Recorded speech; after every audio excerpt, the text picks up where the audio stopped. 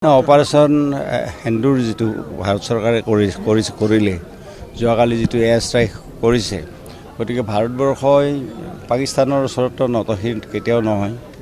আৰু ভাৰতবৰ্ষৰ মাটিত আহি পেলাই পাকিস্তান উগ্ৰপন্থীয়ে যেনেকৈ পেহেলগামত মানুহে হত্যা কৰিছে, এইটোতো গোটেই বিশ্বই নিন্দা কৰিছে। আমিতো নিন্দা কৰিছোঁৱে সকলোৱে, কিন্তু গোটেই বিশ্বই নিন্দা কৰিছে।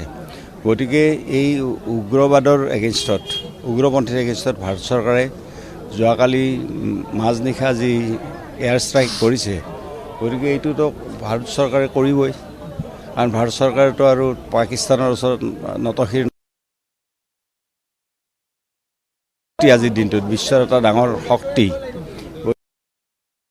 চৰকাৰে যিটো সেই সিদ্ধান্তটো ভাৰত চৰকাৰে ল'বই, আৰু ইয়াতকৈ বেছি কঠোৰ যদি প্ৰয়োজন হয়, ইয়াতকৈ বেছি কঠোৰ হ'ব ভাৰত চৰকাৰ।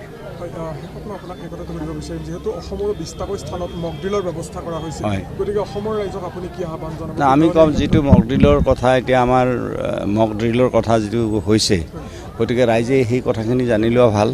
কাৰণ কিয়, ভাৰত চৰকাৰে যিহেতুকে এটা নিৰ্দেশনা জাৰি কৰিছে, গতিকে কিবা এটা ভিত্তিৰ ওপৰত কিবা এটা ভিত্তি আছে তাত এই মকড্ৰিলটো কৰাৰ। গতিকে সকলো ৰাইজে এই মকড্ৰিলৰ বিষয়ে জানি লোৱাটো দৰকাৰ।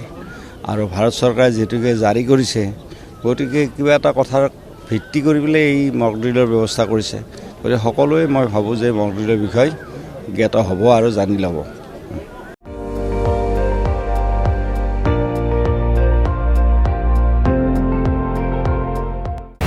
আপুনি চাই আছে ND24, সৰ্বশ্ৰেষ্ঠ নহয়, সৰ্বোত্তমৰ দৌৰ।